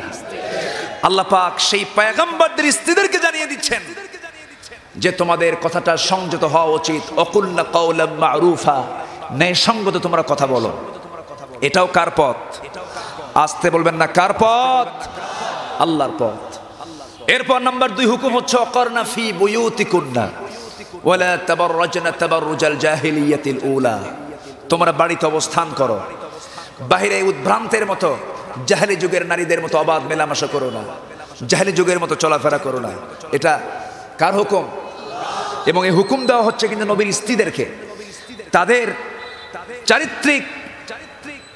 চারিত্রিক সৌন্দর্যের সাথে পৃথিবীর কোন মহিলার চারিত্রিক সৌন্দর্যের সমান হতে পারে, সমতা রক্ষা হতে পারে? তারা কত উচ্চ তবকার নারী। আল্লাহ পাক তাদেরকে যদি পর্দার বিধানটা এত শক্ত করে দেন, আমার আপনার বাড়িতে বউ এবং নারীদের মেয়েদের পর্দার গুরুত্ব আছে না নাই? আসতে কবেন না, আছে না নাই? আমি মুসলমান যদি হই, আমার মেয়েকে, আমার স্ত্রীকে, আমার মাকে অবশ্যই পর্দার মধ্যে রাখতে হবে। এই দায়িত্ব প্রত্যেক মুসলমান নরের আছে না নাই? আছে। এটাও কার পথ? আসতে কবেন না, কার পথ? এবং সেই পর্দার বিধান বাংলার জমিনে জারি করার জন্য যারা পর্দার বিধান চায় না তারা দরকার, না যারা চায় তারা দরকার? যারা চাবে সেই পথটাই হচ্ছে ফি সাবিলিল্লাহর পথ। কিসের পথ? সম্মানিত ভাইয়েরা, সম্মানিত বন্ধুগণ, আজকে মেয়েরা একাকী ঘর থেকে বের হচ্ছে, 10টা বাজে, 11টা বাজে, 12টা বাজে, বাড়িতে ফেরা হয় না। তারা বলছে সমান অধিকার। নোংরামি চলছে, হোয়াটসঅ্যাপ, ইমো, লাইন, ভাইবার, এগুলো তো জান্নাতি জিনিস নাকি? আসতে কোন কেন? এই সমস্ত মিডিয়ার মধ্য দিয়ে একজন যুবক এবং যুবতী চরিত্র ধ্বংস করে ফেলছে। এই জন্য প্রত্যেক অভিভাবককে এটাও জানিয়ে দেব যে আপনার মেয়ের হাতে মোবাইল তুলে দেওয়ার আগে 1000 বার চিন্তা করুন আপনার মেয়ের গতি কি হবে। আসতে বলেন কেন? এই ক্ষেত্রে খেয়াল করার দরকার আছে না নাই? আছে। আজকে পর্নোগ্রাফি এটা সহজলভ্য হয়ে গেছে। ওয়াজ করে এই সমস্ত অশ্লীলতা দূর করা যাবে না। এই সমস্ত অশ্লীলতা দূর করার জন্য ফি সাবিলিল্লাহর পথের সৈনিকের ভূমিকা পালন করে ওই সমস্ত পর্দাহীনতার সকল পরিবেশ ধ্বংস করতে হবে। সবাইকে রাজি আছেন? দুহাত উঁচু করে আল্লাহকে সাক্ষী রেখে দেখায় দেন।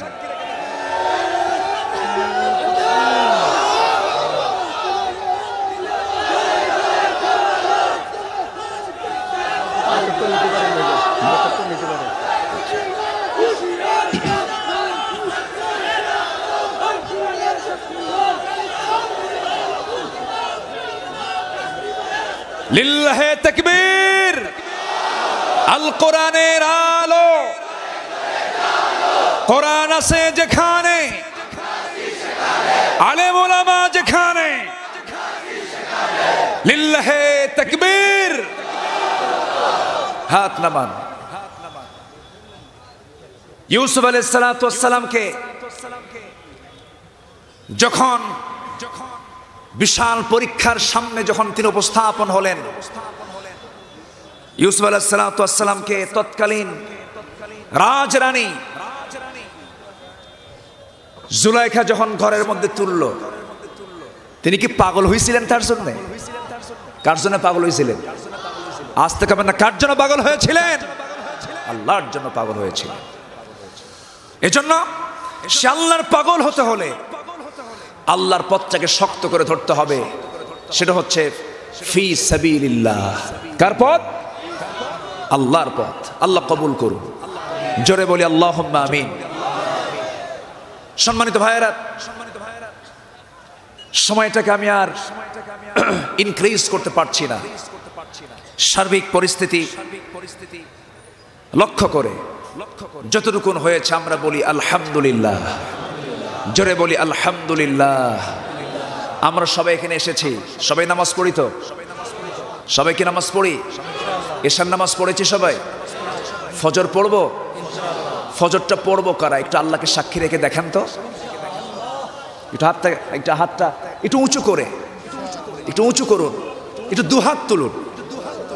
আচ্ছা বলুন তো সবাই, হে আল্লাহ, ইয়া রহমান, আমাদেরকে 5 ওয়াক্ত সালাত আদায় করার তৌফিক তুমি আল্লাহ দিয়ে দাও। ইয়া আল্লাহ, সারা জীবন তোমার পথে, ফি সাবিলিল্লাহ, এই পথে চলার তৌফিক আমাকে দাও, আমাকে দাও। ইয়া আল্লাহ, কোন হারাম কাজে যাব না, কোন হারাম কাজে যাব না। হালাল হালাল পথে আমাকে কবুল করে নাও। জোরে বলি আমিন। আরো জোরে আমিন। হাত নামান। আমার দেশে যাকাত আছে না সুদ আছে? আস্তে, যাকাত আছে না সুদ আছে? ব্যবসা আছে যেখানে সুদ আছে সেখানে সুদের একটা মহড়া চলছে। আমাকে একটু বলা হয়েছিল, আপনি একটু বলবেন। এই অঞ্চলটা হচ্ছে ব্যবসায়িক অঞ্চল, বিশাল একটা অঞ্চল। এখানে কোটি টাকার বিজনেস এই এলাকায় হয়, আতর লাগানো হয়। আপনার আতর মক্কায় চলে যায়, আপনার আতর পৃথিবীর বিভিন্ন রাষ্ট্রে চলে যায়। আতর দেওয়া হচ্ছে সুন্নাহ, সুগন্ধি। আতরের ব্যবসা করতে যায় যদি সুদের কারবার করি, তাহলে কি সে ব্যবসা বরকত হবে? আসতে কবেন না হবে? হবে না। শুধু আতর কেন, সকল ব্যবসায় সুদকে জড়ানো যাবে না। সুদের সর্বনিম্ন গুনাহ হলো সে যেন তার মাকে বিয়ে করলো। যেরকম নাউজুবিল্লাহ। তাহলে আমরা সুদের কাছে যাব না। আমরা যাকাতের যারা উপযুক্ত, যাকাত দেব আমরা ফরজ মনে করে। কি মনে করে? আসতে কবেন কি মনে করে? এটাও কার পথ? আসতে কবেন না কার পথ? আজকের আলোচনার সাবজেক্ট হচ্ছে ফি সাবিলিল্লাহ। ফি সাবিলিল্লাহ। কিন্তু আজকে যাকাত আছে না সুদ আছে? কিন্তু যাকাতকে কিন্তু জরিমানা মনে করা হয়। যাকাতকে কি মনে করা হয়? জরিমানা। কি আল্লাহর কাম না আমার ট্যাক্স ধরছে? গভর্নমেন্টও ট্যাক্স ধরে, আল্লাহও ট্যাক্স ধরে। যেরকম নাউজুবিল্লাহ। এই লক্ষণ হচ্ছে কিয়ামতের লক্ষণ। কিসের লক্ষণ? কিয়ামতের 13টা আলামত আছে। এর মধ্যে অন্যতম একটা আলামত হচ্ছে যাকাতকে যখন জরিমানা মনে করা হবে। যাকাতের টাকা যদি আজকে সুষ্ঠুভাবে আদায় হতো, দেশে একটা গরিবও খুঁজে পাওয়া যেত না। এটা কার অর্থনীতি? এই ব্যবস্থাটা কার? কার পথ? বলুন ফি সাবিলিল্লাহ। দান করব কোথায়? সেই খাত আছে না নাই? আচ্ছা, এটাও আছে, এটাও ফি সাবিলিল্লাহ। ইন্নামাস সাদাকাতু লিল ফুকারাই ওয়াল মাসাকিন ওয়াল আমিলিন ওয়াল মুআল্লাফাতি কুলুবুহুম ওয়া ফির রিকাবি ওয়াল গারিমিন ওয়া ফি সাবিলিল্লাহ। আল্লাহু আকবার বলেন। এখানেও কিন্তু আল্লাহর পথ আছে। কিন্তু আজকে জাকাত আদায় হচ্ছে না। জাকাতকে বরং জরিমানা মনে করা হচ্ছে। কিয়ামতের 13টা আলামতের অন্যতম একটি আলামত। আরেকটা আলামত হচ্ছে যখন রাষ্ট্রের সম্পদ যখন ব্যক্তিগত মনে করা হবে, তখন ভাবতে হবে এটা একটা কিয়ামতের আলামত। রাষ্ট্রের সম্পদকে আজকে ব্যক্তিগত মনে করে, রাষ্ট্র মনে করে, ব্যক্তিগত মনে করে এমন কিছু লোক আছে না নাই? আচ্ছা, গচ্ছিতের সম্পদ লুটের মাল হয়ে যাবে, স্ত্রী আনুগত্য করবে, মাকে দূরে ঠেলে দেবে, এমন সন্তান আছে না নাই? বইয়ের কথায় ওঠা বসা করে, মার খেদমত করে না, আছে? এরকম আছে? এটা কিসের লক্ষণ? বলেন কিসের লক্ষণ? কিয়ামতের লক্ষণ।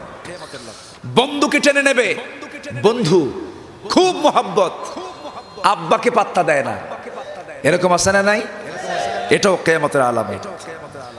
যখন সমাজের নেতা হবে অশিক্ষিত, মূর্খ, চরিত্রহীন, লম্পট, তখন ভাববে কিয়ামতের আলামত চলে আসছে। এগুলো আছে না নাই?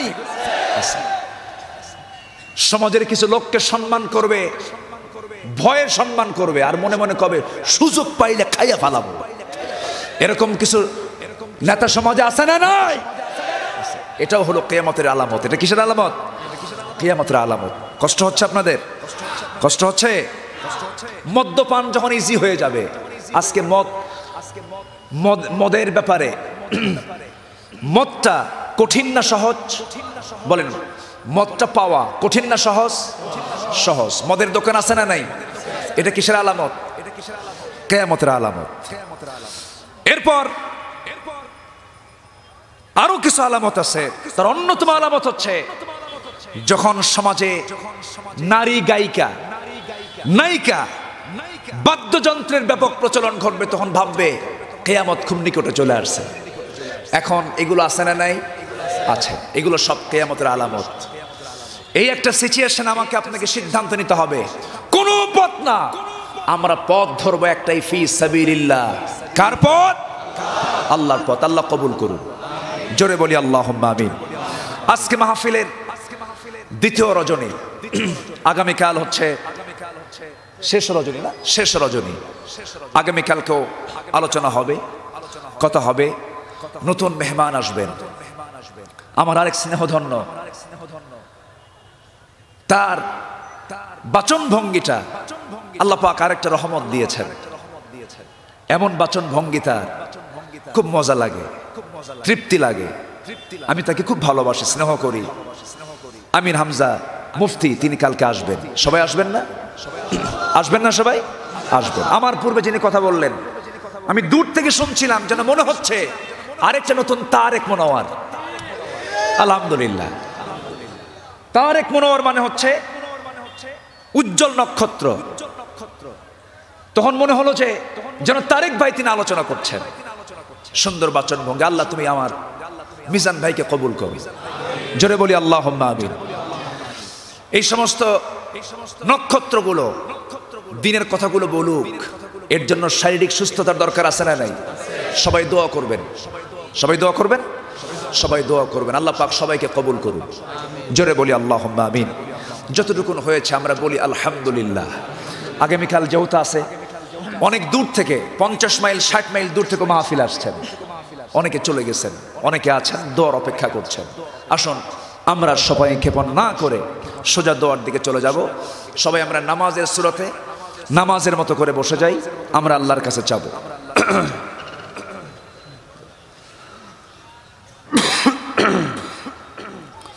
সবাই বলে আস্তাগফিরুল্লাহ রব কুল্লি যামবি ওয়া আতুবু ইলাইহি ওয়ালা হাওলা ওয়ালা কুওয়াতা ইল্লা বিল্লাহিল আলিয়্যিল আযীম। জোরে বলুন, হে আল্লাহ, আমার জীবনের সগীরা কবীরা, ছোট বড় সকল গুনাহ তুমি আল্লাহ মাফ করে দাও। জোরে বলুন, ইয়া রাব্বাল আলামিন, ইয়া রাব্বাল আলামিন। অনেক অনেক প্রকার দোয়া চেয়েছেন। উপদেষ্টা পরিষদের জন্য আমরা দোয়া করি, উপদেষ্টা মণ্ডলী যারা আছেন এই পরিষদের। এরপরে দোয়া করব আমরা কিছু পরীক্ষার্থী আছেন, এসএসসি পরীক্ষার সামনে শুরু হয়ে যাবে। আল্লাহ তুমি তাদেরকে সুন্দর রেজাল্ট করার তৌফিক দিয়ে দাও, সুন্দরভাবে পরীক্ষা দেওয়ার তৌফিক দিয়ে দাও। তুমি তাদের স্মৃতিশক্তিকে আরো প্রখর করে দাও, তাদের মস্তকের যত জড়তা আছে সব দূর করে দাও। আসুন আমরা দোয়া করি। অনেক মা বোন দোয়া চেয়েছেন, অনেক অনেক প্রকার দোয়া চেয়েছেন। আমরা একদম নিবেদিত হয়ে আল্লাহর কাছে আমরা সঁপিয়ে দেব আমাদের সকল আকুতি, সকল কিছু।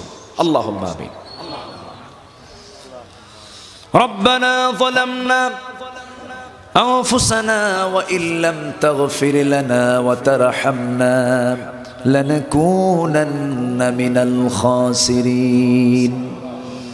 রব্বানা লা তুযিগ কুলুবানা বা'দা ইয হাদাইতানা وهب لنا من لدنك رحمة إنك أنت الوهاب। আল্লাহ তাআলা হাজার হাজার মুসলমান নরনারীকে নিয়ে এই বড়লেখার সুজনগরের হাই স্কুল ময়দানে তোমার কালাম থেকে কিছু কথা বলেছি। গুনার বোঝা মাথায় নিয়ে আলোচনা শেষান্তে কাঙ্গাল ভিখারির মতো দুটো হাত পেতে আছে। আল্লাহ গুনার দিকে নজর দিও না, বান্দা মনে করে তামাম জিন্দেগীর সমস্ত গুনাহগুলো তুমি আল্লাহ আমাদের মাফ করে দাও। আল্লাহ তাআলা দুটি হাত যখন তুলে রাখি, বিশেষ করে দুজন মানুষের কথা বড্ড মনে পড়ে যায়। আমাদের মাঝ থেকে যাদের জনম দুঃখিনী মা, জনম দুঃখী বাপজান যারা চলে গেলেন, জিন্দেগীর গুনাহগুলো মাফ করে দাও। কবরগুলোকে তুমি আল্লাহ জান্নাতের টুকরা বানাইয়া দাও। আল্লাহ তাআলা অনেক আলোচনা শেষ করে বাড়ি ফিরে যাব। বাড়িতে ফিরে গিয়ে সবাইকে দেখতে পাবো, কিন্তু মাকে দেখতে পাবো না। যে মার দিকে তাকালে সগীরা গুনাহ মাফ হয়ে যায়, যেই বাবার দিকে তাকালে দিলটা ঠান্ডা হয়ে যায়, সেই জনম দুঃখী বাপজান, সেই জনম দুঃখিনী মা জান যারা চলে গেলেন, আল্লাহ তোমার কাছে ফরিয়াদ করি, কবরগুলোকে তুমি আল্লাহ জান্নাতের বাগিচা বানাইয়া দাও। এমন ভাই আমার সঙ্গে হাত তুলতে পারেন যিনি নিজের হাতে নিজের মাকে দাফন করেছেন, নিজের মায়ের লাশ নিজের পিঠে বহন করে কবর পর্যন্ত নিয়ে চলে গেছেন। আল্লাহ মেহেরবানি করে ওই আব্বা আম্মার কবরের সমস্ত আযাব তুমি আল্লাহ মাফ করে দাও।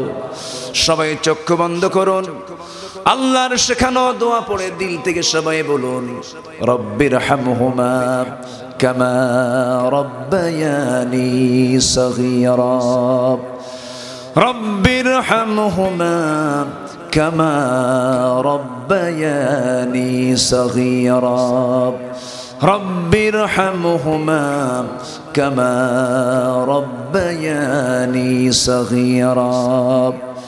আল্লাহ তাআলা বিশেষ করে এই মাহফিলের এই বিশাল আয়োজন যারা করলেন, আর শোনার জন্য দূর দূরান্ত থেকে যারা আসলেন, এই যে বিশাল আয়োজন, আল্লাহ এটার পুরস্কার পৃথিবীর কেউ দিতে পারবে না। আমরা তোমার কাছে এটাই চাই, যারা কষ্ট করে আসলেন, যারা আয়োজনটা করলেন, এই মাহফিলটা সবার জন্য সেই হাসরের ময়দানে নাজাতের মাধ্যম হিসেবে তুমি আল্লাহ কবুল করে নিও। আল্লাহ তাআলা এই মাহফিল আয়োজন করতে গিয়া অনেকে অনেক প্রকার অর্থ দান করেছেন, শ্রম দিয়েছেন। আল্লাহ তাআলা মেহেরবানি করে উত্তম জাযায়ে খায়র কামনা করে তুমি তাদেরকে উত্তম জাযায়ে খায়র দিয়ে দাও। বিশেষ করে লিয়াকত ভাই একজন প্রবাসী মানুষ, মাহফিলটার জন্য কত দিওয়ানা তিনি, তুমি তার খেদমতকে কবুল করে নাও। মোবেল ভাইকে কবুল করে নাও, বকুল ভাইকে কবুল করে নাও। আল্লাহ সবার নাম তো আমার জানা নাই, যার যা চাওয়া তুমি আল্লাহ পাওয়া করে দিও, যার যার সমস্যা তুমি আল্লাহ দয়া করে সমাধান করে দিও। আমার ডানে বামে সামনে পিছনে যত ভাই হাত তুলেছেন, আড়ালে যত মা বোন হাত তুলেছেন, যার যা প্রার্থনা তুমি আল্লাহ দয়া করে মঞ্জুর করে নাও। আল্লাহ তাআলা এই দোয়াটা আমার জীবনের শেষ দোয়াও তো হতে পারে, এই চাওয়াটা আমার জীবনের তো শেষ চাওয়া হতে পারে। কখন কে চলে যাব জানি না। প্রত্যেক দিন কবর খনন করা হয়, প্রত্যেক দিন লাশকে গোসল করানো হয়, প্রত্যেক দিন কাফনের কাপড় পরানো হয়। কত বান্দা বান্দি দুনিয়া থেকে বিদায় হয়ে যাচ্ছে। সেই পথের পথিক আমি একদিন হয়ে যাব। আল্লাহ মেহেরবানি করে তোমার পথে ফি সাবিলিল্লাহর পথে আমাদেরকে চলার তৌফিক তুমি আল্লাহ দিয়ে দিও।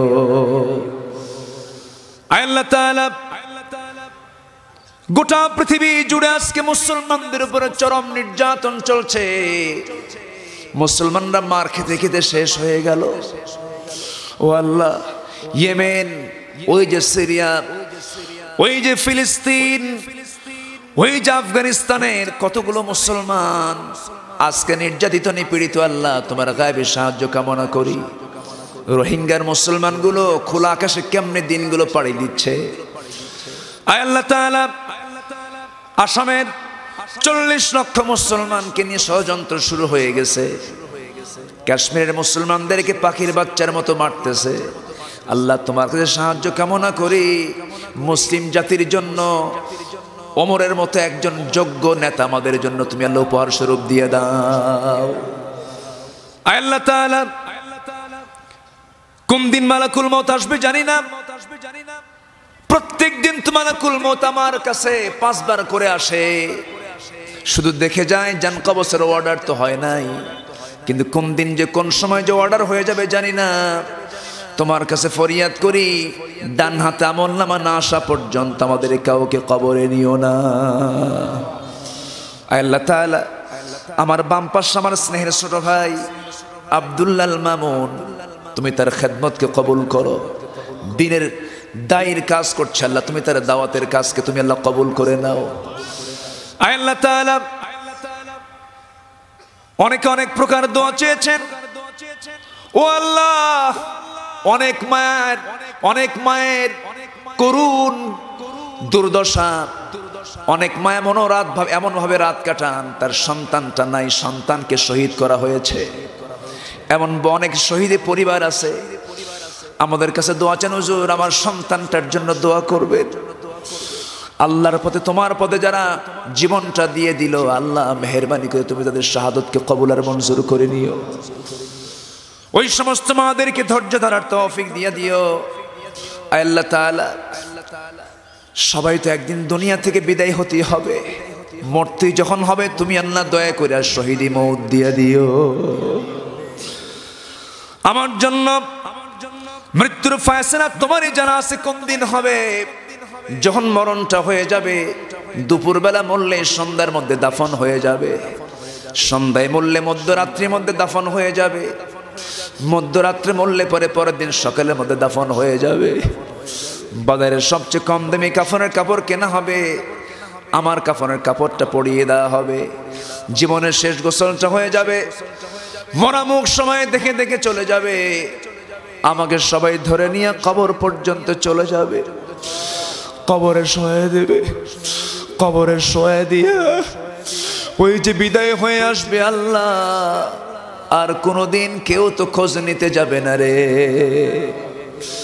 শান্তি মুহূর্ত অন্তিম সময়ে যখন চলে আসবে, জবানে জারি করে দিও কালো যে কালেমা তাইয়্যিবা লা ইলাহা ইল্লাল্লাহ মুহাম্মাদুর রাসূলুল্লাহ।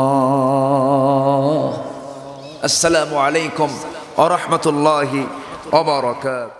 সুন্নাত নয় শুধু দাওয়াতের মেহমান, সুন্নাত নয় শুধু খাওয়া শেষে মধুপান, আরো কিছু সুন্নাত আছে তুমি জানো কি? জানলেও জীবনে কখনো তা মানো কি? আরো কিছু সুন্নাত আছে তুমি জানো কি? জানলেও জীবনে কখনো তা মানো কি? সুন্নাত শুধু নয় মাজলুম সহায়ক, সুন্নাত হুদে জাল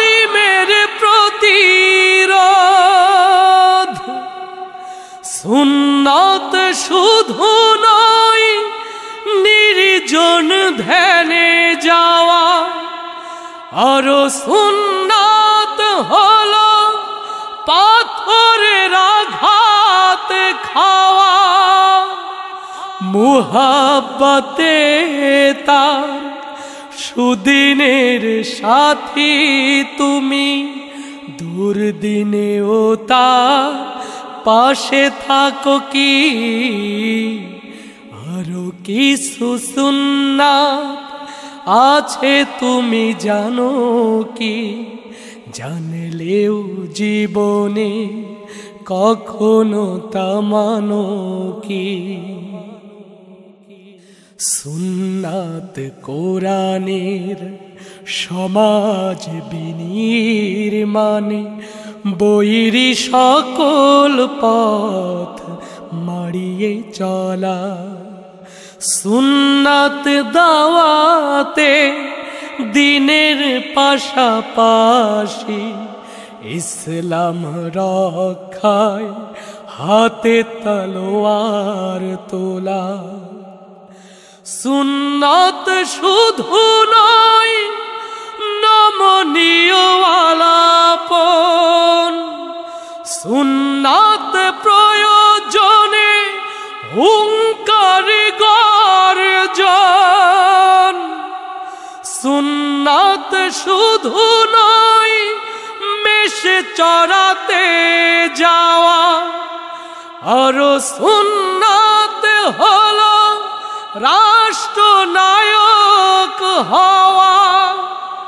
মুহাব্বতে তার খালিদ ওমর আলী, আবু বকরের মতো পাশে থাকো কি। আরো কিছু সুন্নাত আছে তুমি জানো কি, জানলেও জীবনে কখনো তা মানো কি। সুন্নাত নয় শুধু দাওয়াতের মেহমান, সুন্নাত নয় শুধু খাওয়া শেষে মধুপান। আরো কিছু সুন্নাত আছে তুমি জানো।